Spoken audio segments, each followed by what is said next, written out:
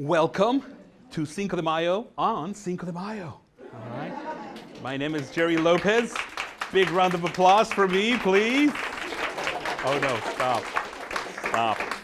Wonderful. It's great to have you here, and I welcome you on behalf of the Migrant Program. Mary Ann Duwan, who's joining us today for a brief moment. I want to thank you for your interest. I see many familiar faces from years past. Oh, thank you for coming, yes. And we're hoping that this will add to the understanding of Cinco de Mayo, what exactly we're celebrating. It'll understand to the, it'll add to the understanding of cultures that are embedded, that are mixed, and you're going to see how mixed we actually are. Plus, hopefully, I hope to add something to the understanding that will alleviate some tensions that we see very presently in some of our districts and some of our people who don't understand what Cinco de Mayo is, and actually its linkage to the United States. Okay, so it's called Cinco de Mayo. What we don't know is hurting us, because really, anytime that we suffer from ignorance, and sometimes people, when I tell them, you know what your problem is? Your problem is lack of ignorance. And they tell me, are you calling me ignorant? I'm saying, no, I'm saying you don't even know enough to be ignorant. You suffer from lack of ignorance. We don't even know what we don't know. And so hopefully, I hope that today we'll be able to look at some of these historical aspects, and you'll be able to say, I didn't know that, and it helps me appreciate and understand not just Hispanic culture, Mexican-American culture, but American culture also. I also brought, if you get a chance later on today, to look at some of my private collection of goodies, relics, some nice rifles that I brought in from the 1850, 1860 period, bayonets, La Fachette pistols, pin-fired pistols that more than likely the French had with them as they landed in Veracruz. And some grape shots, 1851 Colt revolver that there's a scene that I'm going to show you from a movie regarding General de Zaragoza. And he's carrying, you'll see, he's carrying the 1851 Colt because they had a lot of American equipment, the Mexicans did. And at the end, towards the end, they got a lot of American equipment. And I'm going to show you about that also. All right, so let's start. Why do we even celebrate this anyway? All right, Cinco de Mayo. I was having a discussion with Superintendent Gundry, and he was telling, I heard that the teachers decided that they really didn't want to celebrate that early in the year. And yes, September 16th, which is the actual Independence Day of Mexico, comes very early in the year. It just doesn't make for a good lesson plan, you know. And so most people say, I heard that the teachers prefer Cinco de Mayo because it's at a more appropriate time than September 16th, which is actually Independence Day. There's a lot of erroneous belief as to why we celebrate Cinco de Mayo. Many people think, well, Pancho Villa, it has nothing to do with Pancho Villa. Well, Zapata said, it wasn't Zapata, wasn't even born. Mexican independence, it has nothing to do with Mexican Independence Day. It is an entirely incredible story all of its own, and it merits a holiday, but it is not Mexican Independence Day, okay? Why do we celebrate it? 3 words. 3 words, Taco Bell, and there's one missing if you know how to do basic math. Yes, in the 1880s, the juggernaut that was Latinos and their spending potential became to be known to Wall Street. And people started saying, hey, let's actually sell stuff to Mexicans and Latinos. They'll buy it. Yes, we usually pay cash, John. I got like 150 bucks on me right now. We don't trust banks. No. And so, yo quiero Taco Bell. You know what the funny thing is? The voice of the dog, Argentinian, is not even a Mexican guy. It's an Argentinian. The most interesting man in the world from Dos Equis, okay? British. He's not even Latino, all right? And this, I got to check my Bible, but I'm pretty sure this is a sign of the apocalypse, right? It's Cinco de Mayo miracle. Free biscuit tacos. Dude. My grandma never said, mijo, are you sad? Let me make you a biscuit taco, okay? I don't know what it is. Yeah, thank you for what you've done for my culture. All right? And the third word, Corona. Corona and Taco Bell got together and they said, let's invent a Mexican holiday. And they did. They invented a minor Mexican holiday, and I'm going to tell you why it's minor in Mexico, but it just came at a good spot on the calendar, summer's first fiesta. It's May, the birds are out, it's nice and warm. Let's go to the beach, the boardwalk just open. Everything is just open. If you live in an apartment complex, the pool's open right about now. Let's have a fiesta, okay? Most recently, however, it's been a bone of contention. Many of you guys have been following this in the Morgan Hill episode. This was 5th of May, 2010.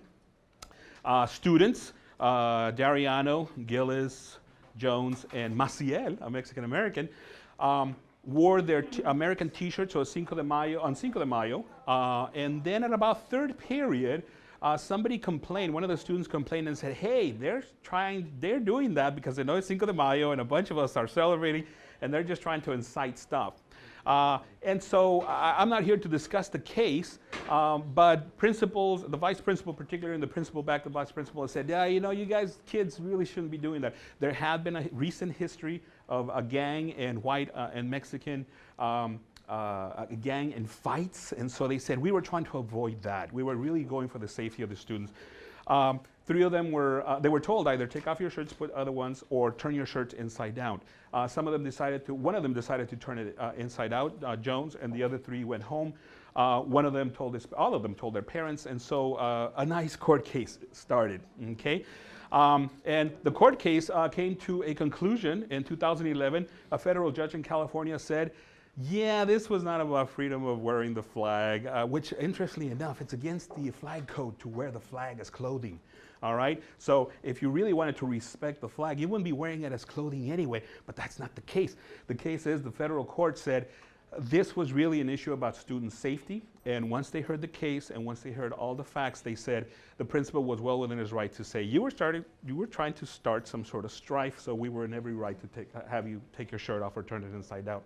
But what that's resulted in the last 4 years is a number of community and patriot groups deciding, hey, let's have demonstrations, let's do flag waving and have little parades in front of the school, Live Oak particularly, and let's make our statement that this was all about the freedom to fly our flag.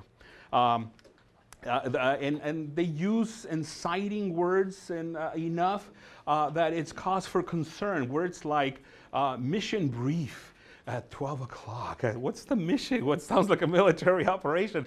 Over the last couple of years, some Hispanic students have been receiving threatening calls, told if you wear your flag shirt, Mexican shirt, this is what's going to happen to you. So there was a bit for concern, so much so that last year Morgan Hill sent out a letter to the community saying basically, listen, the kids who the case was started for are not even coming here. The principal, the vice principal don't even go here anymore. This is not about the flag. The court said it was about student safety. Please let it go. Please move on. And it was a concern back then, and it's still cause for concern today, because this fight actually was taken all the way up to the Supreme Court of the United States. And the Supreme Court said, yeah, there's nothing to look at here. We're going to uphold the lower case verdict. And so, thank God it's over, huh? That's good. It's all done. The courts have decided. Of course, it's not over. I'm being facetious or fastidious. I can't remember which one it is. I'm a second language learner, so you'll have to excuse me.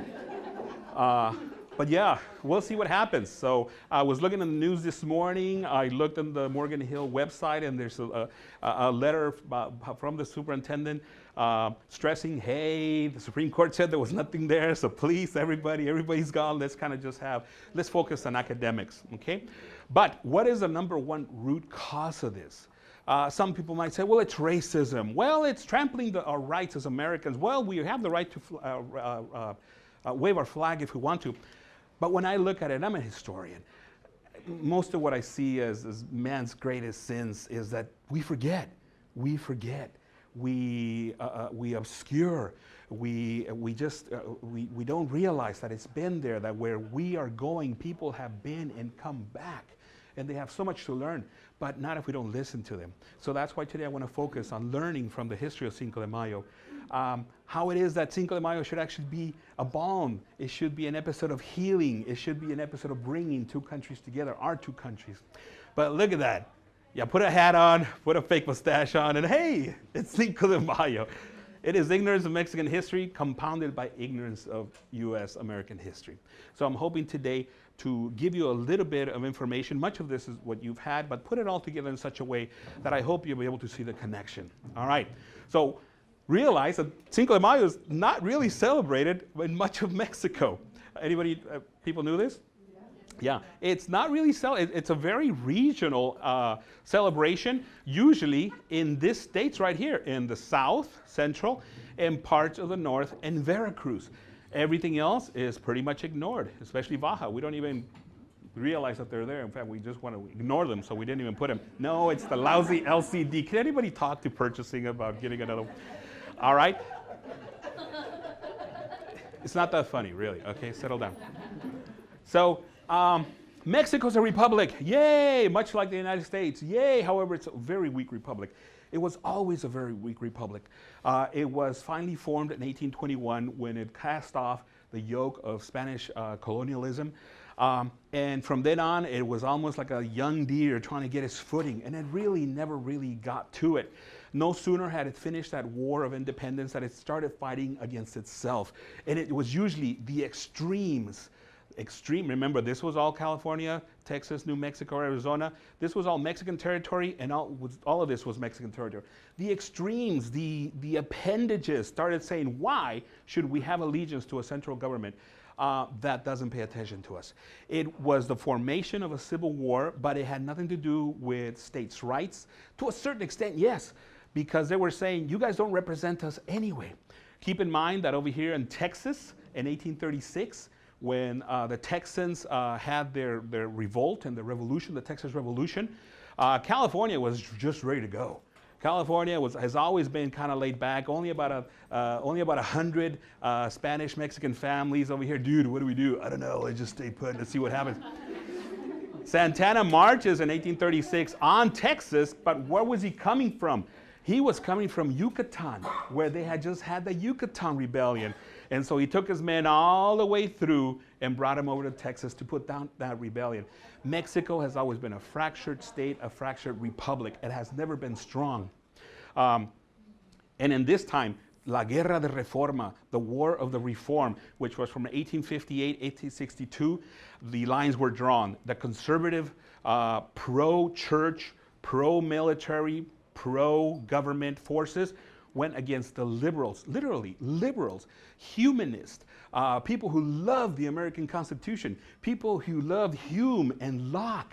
And the same books that Jefferson was reading were being read by Mexican liberals, and they were saying, what about man's rights? What about man's will? What about our destiny? They were having the same conversations we were having. And it soon turned into a conservative against a liberal revolution. And this was really about the third in a series of revolutions that Mexico had between 1858 and 1862. Such was the division, the long-held division of them against us. And at one point it was, are you for the church or are you against the church? Are you for the rich or are you against the rich? Are you for the army or are you against the army? That when it came to defend the nation in 1946, when the United States invaded Mexico, only 9 states out of 26 American states sent troops to fight off the Americans. Only about a third of the possible force that Mexico could have used. Can you understand how this fractious state actually helped Mexico lose what is our home today? If all Mexicans had shown up, Donaldo Bolche, things would have been different. Let me tell you that, my friend.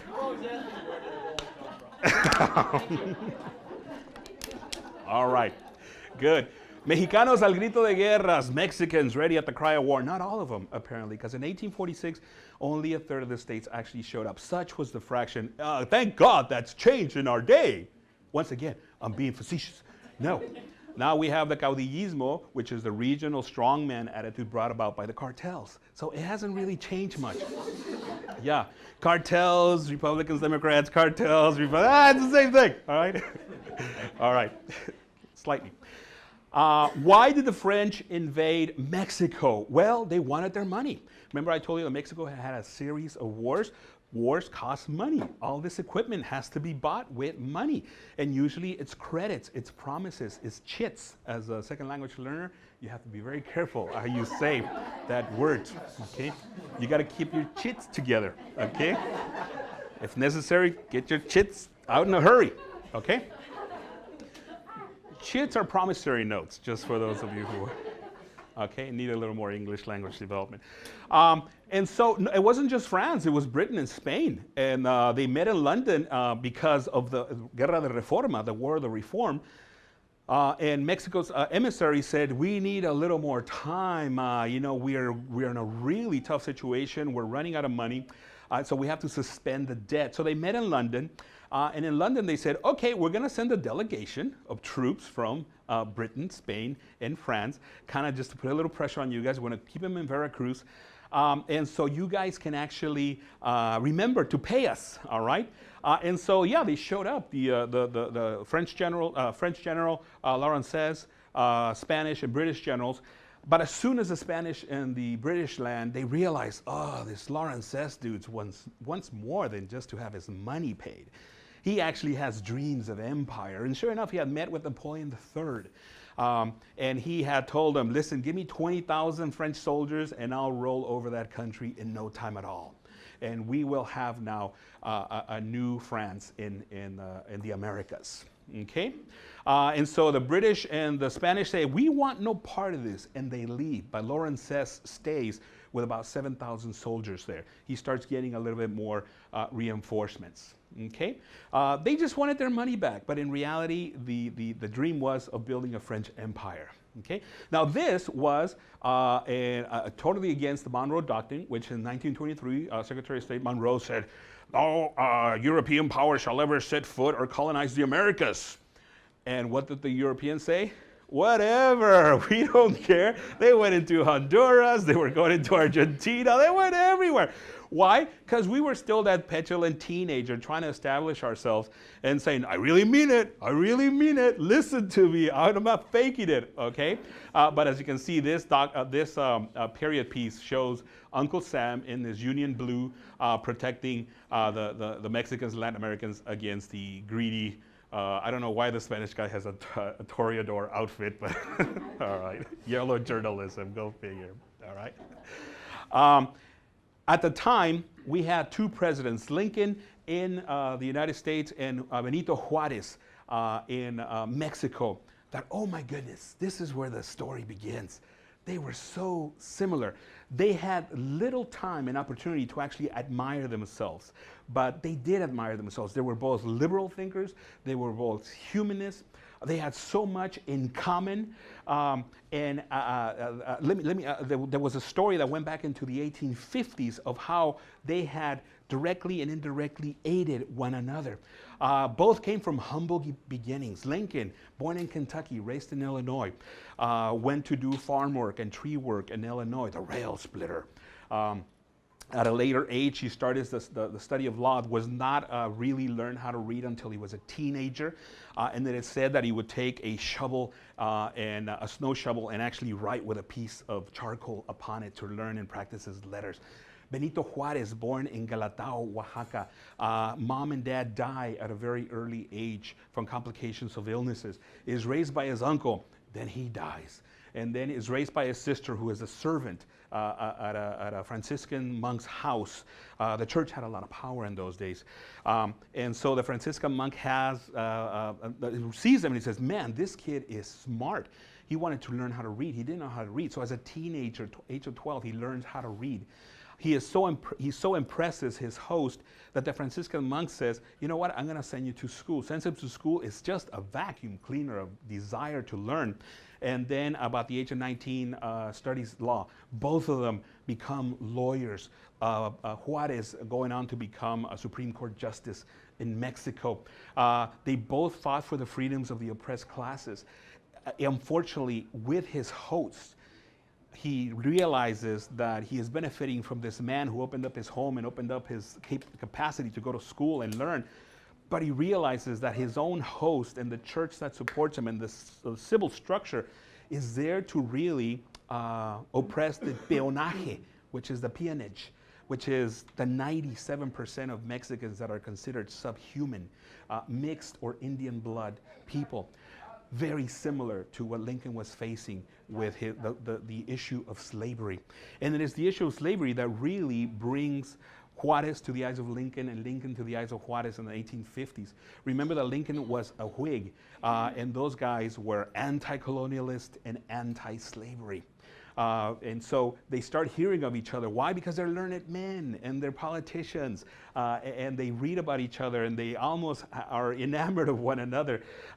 Both face a fratricidal civil war, and their countries at about the same time. La Guerra de la Reforma, the War of the Reform. And you know what the reform was? They were saying Mexico sucks. We need to reform it. We need to get rid of this inherent slavery within our culture. Much like the United States was saying, the United States sucks. How can we really enslave each other? We need to reform it. They were facing and elaborating a very similar war. And it's at that time that Mexico is going through his liberal wars that Lincoln looks at Juarez and said, that's quite a guy right there. He is really fighting to free and to liberate not just the mind but the bodies of the Mexican peons, of the Mexican peonage. And then Juarez hears about Lincoln's struggles in the war, the Civil War that they're facing, and he has the same to say about Lincoln. There's only a couple of letters that were exchanged, and they were not really directed towards one another. They were sent from Lincoln's secretary to Juarez through his secretary and back and forth. But they always show admiration, and they always show adulation and support for one another's causes. Not only that, both were not liked by most of their countrymen. His own party used to call Lincoln the orangutan. That was his nickname, the orangutan. Many political pictures show him dragging his knuckles and all hairy like a monkey, because they said he like a monkey. He was so tall, it's believed that he suffered from an illness that also caused white hips, so he ambled when he walked. I don't know if you've seen the movie Lincoln, but he actually did, what was that fella that did the movie Lincoln? Daniel Day does a really good job of showing him kind of angling, he looked almost like a orangutan. He whacked like that, and so this is what you used to call him. And then, of course, because of his full-blooded Zapotec Indian heritage, he was known as El Pata Rajada, the split heel. And the split heel is a term that's used for Mexican Indians that can't afford shoes, and so after walking on their feet and barefoot so long, their heel starts to split, all right? Their parties didn't like them. Their own, just because there was a civil war, half of them didn't like them. But within their parties, many of them had just horrible things to say about them. But incredible men, both of them. All right. There was such admiration from Mexico to the United States that Mexico, when it established itself as a republic and they established the Second Republic, adopted this name. This is the official name of Mexico. Estados Unidos Mexicanos. How do you translate that? United States of Mexico. Yeah. They were so enamored. Thank God that hasn't changed. Huh? Okay, it's getting old. This is the official seal still of Mexico. Not surprisingly, legislation has been introduced in the Mexican Senate to change the name of Mexico to La República de México. All right, and that's because we're going through a little spat right now. We're going through a little period where what's that song say? There ain't no good guys. There ain't no bad guys. There's only you and me, and we just disagree. All right? So, even their uniforms look similar. These are Union blue coats over here with the Springfield rifles that are over here. These are Mexican infantry. Same kepi, same blue. This is a Mexican officer. I mean, you can exchange him with a Union cavalry officer if you wish. Okay, such was the ideals that the liberal Mexicans had about the liberal Americans. Okay, now, La Batalla de Puebla. The Spanish and the British withdraw, and the French stay, and the Mexicans say, they just don't want their money. They want to take the whole kit and caboodle. And so Lawrence starts marching from Veracruz to the road to Puebla, which is the first major city. And Ignacio de Zaragoza is appointed Secretary of War. 33 years old, handsome-looking guy, and he actually had been a supporter since 1955 of Juarez, of the liberal ideal. Also very much a liberal thinker, a humanist, a good fighter, even though he had very bookish looks to him. At the time, when he is charged with being the defense minister of Mexico, he is actually at his wife's side, who is dying from typhoid fever. And he tries to wait till the last minute. Finally, she succumbs to the illness, and in his arms she passes away. And after that, he has no time to even shed a tear. He says, okay, on to the defense of the nation. Gets on his horse and goes to Puebla. In Puebla, there's incredible preparations. They're calling all the liberal reform armies that they have. Oaxaca is sending their people. San Luis Potosí is sending their, they call them divisions. They were actually 1,500, 2,000 men. A modern division has about 10,000 now. So here comes everybody's like, how many do we have? Oh, San Luis Potosí just sent 750 men. Oh, that's good. Is Oaxaca here yet? Because they were the best fighters. No, it's not here. Oh, finally when Oaxaca division comes in, strolling in, everybody's just, we have a chance now. How many men do we have, they say? We have about 3,000 men. Good. How many do the French have? About 7,000.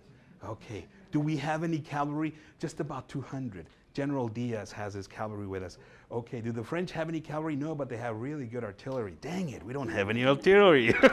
And so he's realizing, I'm going to throw some blows. I'm going to go down swinging, but I don't know how much I can hold out the French. And this was a sense of they're better, they're bigger, they're better equipped. Oh my goodness, prepare to have our butts handed to us. But he doesn't blink. He says, nope, let's do whatever we can. Oaxaca comes in. At least we have our best, division.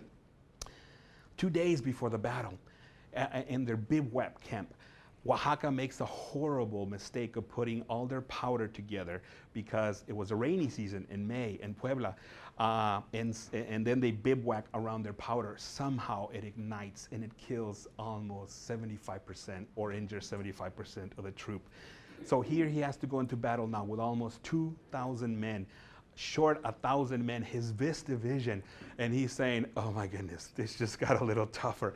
And here come the French. Luckily, he had General Escobedo, and he had General Diaz, and he was General Zaragoza, but his best general was General Mud and General Rain. It slows down the French, and he gets a chance to take the weapons from the Oaxaca battalion and press them onto the hands of the Indian population. I cannot for the life of me recall what they were known as. I'll look it up and I'll send you an email, all right? But these men say, sure, where do we point? That way. And he prepares to invest himself in the battle. Okay, now, have you guys remember William Wallace? Mm-hmm. William Wallace? Scott. They can take our lives, but they can't take our freedom. Yeah, this was William Wallace of Scottish heritage. What's his face? Mel Gibson, half a face of blue. I don't know where that came from. He looks good, though.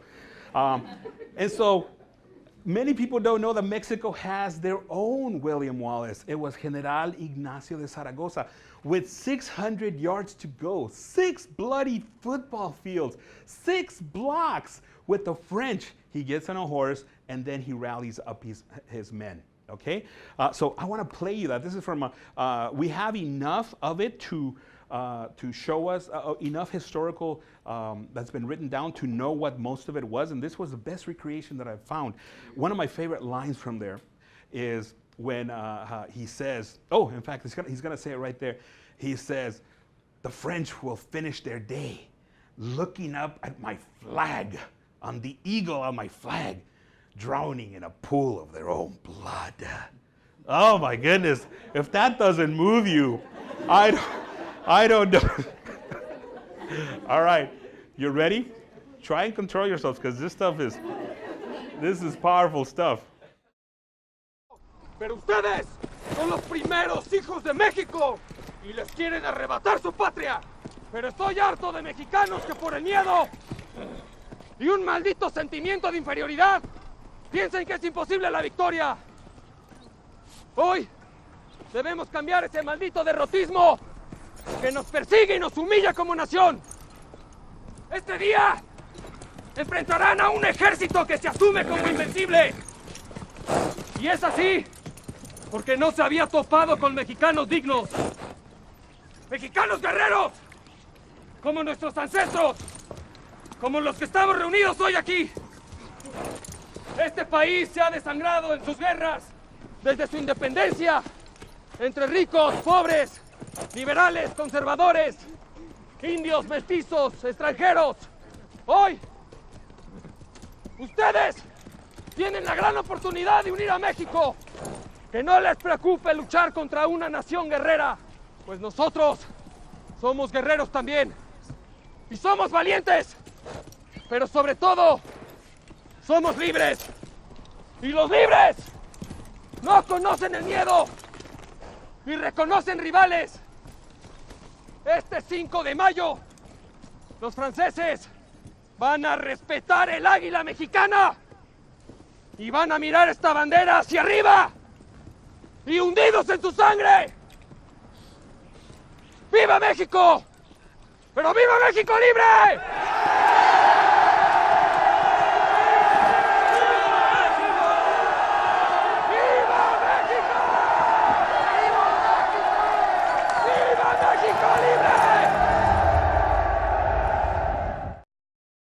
Did you feel it? Did you feel it? Huh? John, Jose, huh? I kind of want to burn something now, you know? Is that bad, Don? Is that bad? I know, gets you excited. It's like, ah! Oh my goodness. 600 yards to go. 600 yards to go, and he's like, let me just get on a horse and pep them up, all right? Incredible, incredible man, Ignacio Zaragoza. Let me tell you how the battle goes. In fact, where's my pen? Where's my pencil? No, I'm not going to tell you this. Imagine this. There's Puebla, okay? And Puebla is up here. And there's two forts, Loreto and Guadalupe. And Zaragoza puts his men half in Zaragoza and half in Guadalupe. And he has whatever artillery he can right on the front. The French cannot use their artillery because it's been raining all night long and their powder is wet. Thank God. And so he has pantanos, he has swamps to one area. He has to one, so they have to come, and he says, even if they can flank us, they're French and we're Mexicans. They think we're worthless, and they're gonna come straight up the street. And they said, no, they know tactics. I know tactics, but I know the French mentality. Sure enough, they're a bunch of Mexicans. Let's go take that. They're gonna hand us the keys to the fort, and they go straight up the center. And he tells his general, Porfirio Diaz, general cavalry with about 200 cavalrymen, he says, Porfirio, when the French start coming up, I want you to let loose a bunch of cows, a bunch of bulls, stampede them on their left flank. We'll have the swamps on the right flank, the bulls and the cows, and then I want you to just gallop around the stampede and come out the back. All right? That's genius. Chaka Zulu used to call it the bull defense, which is draw the enemy in with the forehead, and then the horns of the bull will envelop them. The Nazis used it the Russians used it in Stalingrad, the double envelopment, the pincer maneuver. Thermopylae, similar thing, was used by the Greeks. Their marathon. I mean, this is just standard military stuff.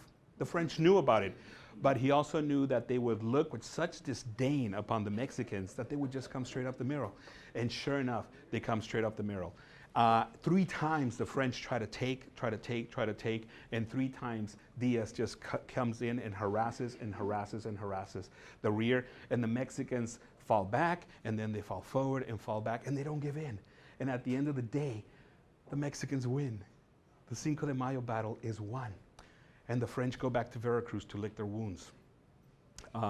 Now, there are some historians who say, oh, no, they didn't fight the whole army. It was just a vanguard, and that's why it was so easy to walk all over them. But why did they wait a whole year then to wait for reinforcements to come and then have the Segunda Batalla de Cinco de Mayo, the second battle of the Cinco de Mayo? Upon his defeat of the enemy, he sends this one sentence telegram to President Juarez. And he says, las armas nacionales se han cubierto de gloria. The national arms have been covered with glory.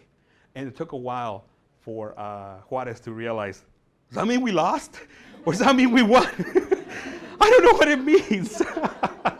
Because glory could be either, oh, or it could be, oh, you know. So, but they finally realized, yes, we kicked French butt, all right? Now, that was the first Batalla de Cinco de Mayo, the first Battle of Cinco de Mayo in 62. 63, unfortunately, John, was a different thing. The French came in, and they brought in with them legionnaires. And they brought in with them an additional 37,000 men, about 3-4 more divisions. And the second Batalla de Puebla, the Mexicans were routed. And they went to Mexico. Within 2 months, the French were already in the Mexican capital. And Benito Juarez and the Liberal Army had to move out, had to go north, escape towards the United States. The border along the United States to a place called Paso del Norte. The French come in. Oh, and the other interesting thing, to show you the fractiousness of the Mexican population, one of the generals of the conservative side who backed the French, who welcomed them, was a son of Morelos, one of the heroes of independence of Mexico. One of Morelos' son is now a conservative general, and he invites the French into Mexico. It's one of those like, wow, you can't write these weird stories weirder than this. No. Such was the fratricidal hate that the Mexicans had for one another. Emperor Maximilian and Carlota are invited by Napoleon III to come in and assume the throne of Cuauhtémoc, which was an Aztec king, and become the new emperor of Mexico. And they go to live in Chapultepec Castle, which is still to this day the only castle in the United States, in the Americas, that was actually inhabited by an actual monarch. Okay, you've heard of Hearst Castle? Lies and fabrications. That's not a real castle. Okay, it's a big house. Okay, and on this market it would do well, but it's still not a real castle. To me, a castle is somewhere where a monarch has lived. If you ever get a chance to read about him, it's an incredible love story. And here's the thing, Maximilian, incredible liberal thinker himself. Incredible person, well-studied. He wasn't just a monarch, he was actually a really nice guy. He basically embraces becoming emperor of Mexico with 100% of his being, and he says, I will be Mexican now. He learns Spanish, he changes his name, of course, to Maximiliano, and he basically starts about to say, how can I improve and help Mexico? However, he's on the wrong side. He's on the conservative side. At one point, when they're at a stalemate, remember this was 62, 63, they're defeated. From 63 on till about 67, there's just this low and high intensity war going on between Escobedo from the north, backing Juarez, and Diaz, who runs off to the hills and starts harassing the Spanish. Lawrence is still, actually Lawrence is not there. Lawrence was completely destituted when he goes back to France because made Napoleon III look very bad. So he goes into oblivion. But they're still fighting from the north and the south. But the French are still intent, along with the conservatives, to let's establish a Mexican-French empire here. All right. As I said, Juarez is pushed all the way to a city along the border named Paso del Norte. And that's on the Mexican side. On the American side, there's a town called Paso del Norte. All right, it was Texas and Mexico at that time. However, because there were no borders, there were no guards, it was still considered one large state. Once they started becoming more separate, hey, wait a minute, this is Mexico, this is the United States, they actually changed the names. And so Paso del Norte on the American side becomes known as El Paso, and on the Mexican side it becomes known as Ciudad Juárez, in honor of the Mexican president who lived there. Okay, he was in Saltillo for a while, and then he was in Ciudad Juárez for a good time. After that. Okay, and that's where Juárez continues his war with Diaz in the south and Escobedo at his side, and he's pushing. The United States at this time is sending. They can't do much, first of all, because they're in their own war. This is 63, 64, 65. Not till April of 65 will we have the Cortina de Appomattox, and then a couple of months later, the full war comes to an end. So they're busy. But they are basically, at all times possible, Lincoln is telling the French, you guys shouldn't be here. You guys need to leave. He gives support. He never recognizes the Empire of Mexico, of Maximiliano and Carlota. And so they're giving as much support as they can. However, there comes a point when finally the United States can give actually some more tacit, beyond tacit, more physical help to the United States. And it comes in the form of General Sheridan and his divisions. Right after the war, Lincoln is dead. Grant is now in charge of all the armies. And he said, dude, I'm really worried about Mexico. Let's support them, get rid of the French. So he sends Sheridan and he says, how many men do the French have in Mexico? Grant says 40,000. Sheridan says, I need 50,000. So he sends and takes 50,000 men, American soldiers, along the border, and then also ships blockading the Veracruz coast. The French start getting the picture. Oh my goodness, their war is over. Pretty soon they're going to be coming after us. Okay. In his memoirs, Sheridan says that they did help arm Mexico, and it says, which we left at convenient places on our side of the river to fall into their hands. They would send their, remember that the border has always been replete of agents who are Mexican Americans who go back and forth and back and forth, San Antonio, El Paso. And so they would go and tell some of the big family names, the Garzas, the Garcias in Texas, and say, hey, go back and tell Juarez that right along over here, the Nueces, right over here, the Nogales, there'll be crates of Springfield rifles and powder and shot, just in case they need them. All right, and for months and months, the last year of the war against the French, the United States supplies Mexico with most of its weapons, okay? 30,000 rifles up to, according to Sheridan's memoirs. And so that's how we get to the point where finally, in 1867, Juarez, with American weapons, makes a big push against the French. Napoleon III starts seeing the writing on the wall and says, okay, you know what, this just didn't work out. Let's pull out all our troops. Emperor Maximilian is telling him, no, we can still change Mexico. We can still work. We can still make the empire work. Napoleon just pulls out his troops, leaves him a certain amount of troops, but he says, listen, you can, the conservative armies can have all our weapons as much as they want, but he pulls out all the French troops. At that point, Maximiliano contacts Juarez and says, hey, how about this? How about if I'm emperor and I'll make you my Secretary of State and let's kind of work together, all right? And Juarez says, no, prepare for a butt whooping, all right? So Porfirio Diaz from the south, Escobedo from the north, along with Juarez and American weapons and the blockade, they capitulate. In 67, they go into Mexico, and in 68, Maximilian is shot. Carlota falls at the feet of Benito Juarez and says, please, please do not kill my husband. And Benito Juarez's last words to her were, you know, if I would have fallen into his hands, he would have shot me. So he says, fire. And they shoot Maximilian and a number of generals and colonels from the conservative army. Unfortunately, my father used to tell me this all the time. Mijo, Mexico has no living heroes. Mexico has no living heroes. He says they either died or are killed or they get all twisted. And so there really is almost like nobody in Mexico is like, who's a Mexican hero right now, you know? You start even looking at politicians, and eventually they turn. An untimely death for General Zaragoza, 1862. When was the Battle of Puebla? 1862.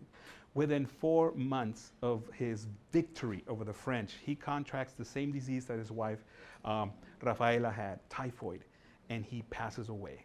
The hero of La Batalla de Puebla. Incredible, sad, an untimely death. In 68, the French are deposed. The Second Republic is established. Mexico now has a possibility of reuniting, of progressing, of becoming one again. The conservatives, I think, have learned their lesson. The liberals are saying, we win. It's all about the rights of men. It's all about progress. But just 3.5 years later, at his desk, presidential desk, reading his newspaper, he has a heart attack and dies at his desk. I call it a physical death, but also political death. History taught us that after la Guerra de la Reforma, after the Guerra de Intervención, the French War, he becomes a little more despotic. it's almost like he says, listen, I'm tired of you people not listening to me. So one of the things that he does is he's been president now for a good 8-9 years. And he was arranging and cajoling and threatening people so that he was getting reelected periodically. History hasn't been too kind to Juarez. Now, some historians have said, well, what if Lincoln would have won? How would he have treated the South? Would he have allowed to what happened as light as Johnson was with the South, and basically the South to technically rise again and the Civil War to be extended into our day? We don't know how Lincoln would he have been a little more heavy-handed. We'll never know. He had the privilege of having been assassinated. Lincoln unfortunately lived. And so he lived long enough to not entirely besmirch his name, but to show us another side of Lincoln that was not the liberal, the humanist, the civil rights person. Okay? And Mexico has no living heroes, an untimely time to turn coat. The dictator, General Porfirio Diaz, there he is. Now I want you to look at something. There he is, from Oaxaca. He's mestizo, he's part Indian. And then over here, very Prussian, about 7 shades of white, lighter. He became a dictator. He was a liberal hero. And then he wrote that popularity into the presidency, and he was the president of Mexico for the next 30 years, until 1910, when the Mexican Revolution started and deposed him. The interesting thing is, he came to prominence as the man who defeated the French at la Batalla de Puebla with his cavalry charges, glorious and gallant. And when he was deposed from Mexico, he left on a ship called the Ipiringa. And where did he go? Paris, France, to live the rest of his days out there. Okay, he became so enamored of European things that he stated what Mexico needs is to be more like the United States and more like Argentina, to get more European immigrants. And he turned his back on his indigenousness. He would use pancake makeup to look at himself look whiter. And also, during the 1910 celebration of the Mexican War of Independence, the 100-year, he invited all the countries of the world, and he basically had the army pull out anybody who looked indigenous out of Mexico. He wanted almost a Eurocentric, Europhile, European-looking capital to celebrate the independence of Mexico. He went a little cuckoo. Nice guy, but kind of weird. All right, so. Okay. So, to wrap it up, and here's the learning part of the experience. Why is it considered a Chicano holiday? Because many people say it's a Chicano holiday, it's a Mexican-American holiday. We love it. Why is it that beyond Taco Bell and Corona, why did it take? Why did it take? Well, Zaragoza was from Goliad, Texas, or back in the day, as it was spelled, Texas. Okay? So Zaragoza, Ignacio Zaragoza, the hero of the Batalla de Puebla, the incredible military genius, was a Mexican-American, technically-ish, all right?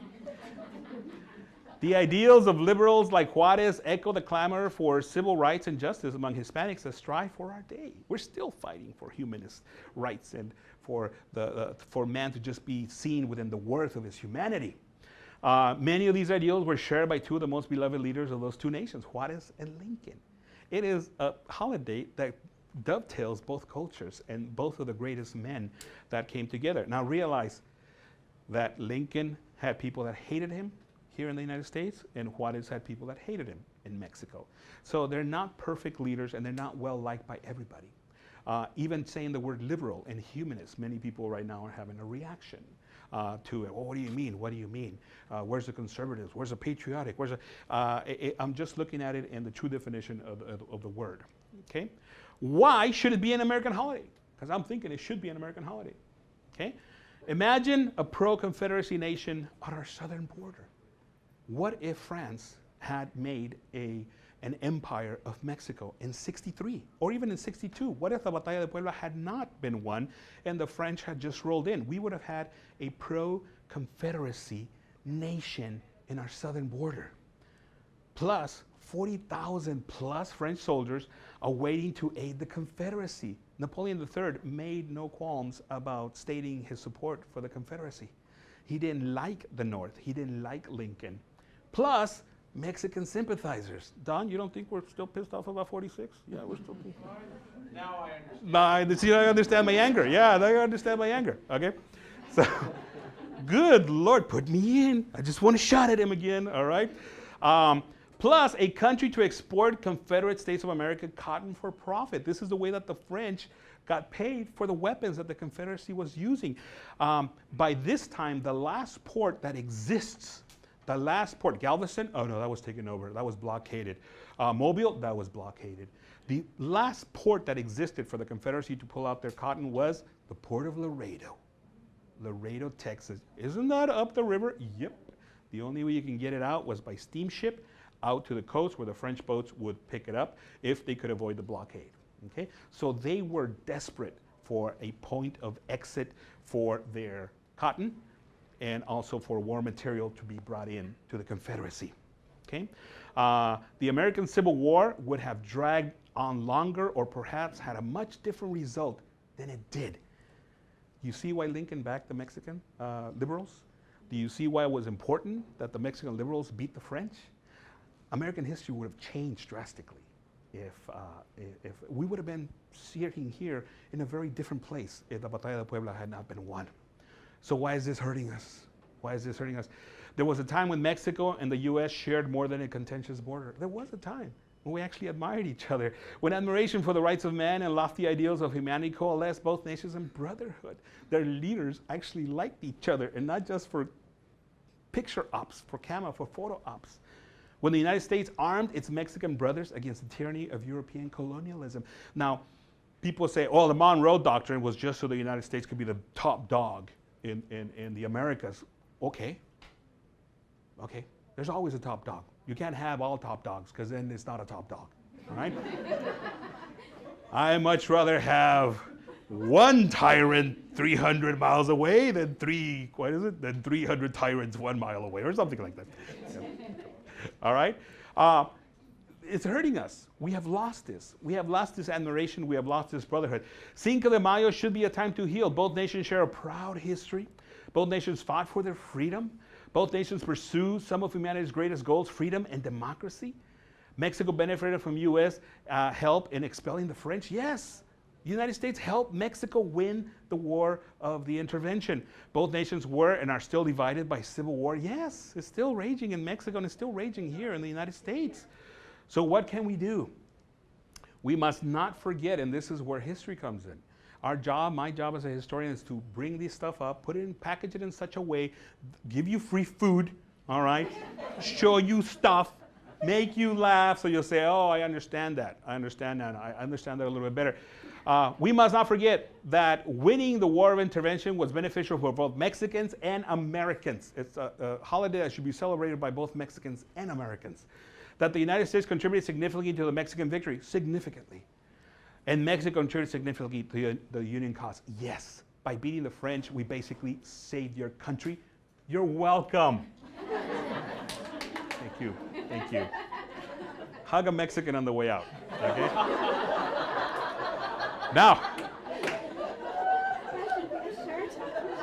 one last thing to remember, and follow me on this, okay, Janita? Follow me on this. Remember that Mexican-American kids that live in a former Mexican territory can wear a Mexican-themed t-shirt in an American school district because American liberal courts exist that a Mexican victory in 1862, then again in 68, with American support, made possible. Take a picture of this, all right? Yes. That's why I hear about Morgan Hill and I hear about patriots waving the flag and I'm thinking, oh my goodness, we're sides of the same coin. We're sides of the same coin. And this is just wrath in ignorance. It's lack of ignorance. They don't know enough to be ignorant, all right? I wish that I could sit down with, okay, you got time for a PowerPoint presentation? I brought a gun. That would go wrong. We'll wrap it up because I already kept you too long. Educate, and next year, wear this one. Yeah. American grown, Mexican roots. I like that, okay? Or this one, made in the U.S. with Mexican parts. Thank you very much. Or this one because it's just cool, all right? There's the Mexican flag. Or this is my favorite. I actually have this one. 50% Mexican, 50% American, 100% cute. Yeah, I'm not gonna lie to you. I have a high self-esteem. All right, a warning for the presidents. I'm gonna finish with this, a quiz. Who said this? Was it Lincoln or was it Juarez? Was it Lincoln or was it Juarez? Okay, a warning from the presidents. If we falter and lose our freedoms, it will be because we destroyed ourselves. Or, democracy is the destiny of humanity, freedom its indestructible arm. Who said this and who said this? Juarez on top? So this is Lincoln? Who says Juarez on top? Put your arm down, you losers. All right. This was Lincoln. But this was Juarez. But such is their ideal, okay, that I'm telling you, they were basically interchangeable. Cinco de Mayo is the best of our countries. Cinco de Mayo is the point in history when we can say, here we were together, right here we were together. And unfortunately, it's so misunderstood and so misapplied. All right, thank you so much. For the Migrant Department, Veronica Ramos, who couldn't be with us today, Chief Marianne Dewan, Tony Cordova, Micaela Ochoa, and Phil Benfield for having allowed the goodies in the back. John Chung and the Lunch Stop crew always does a great job. And for your interest in Hispanic culture in history. Thank you so much. Thank you.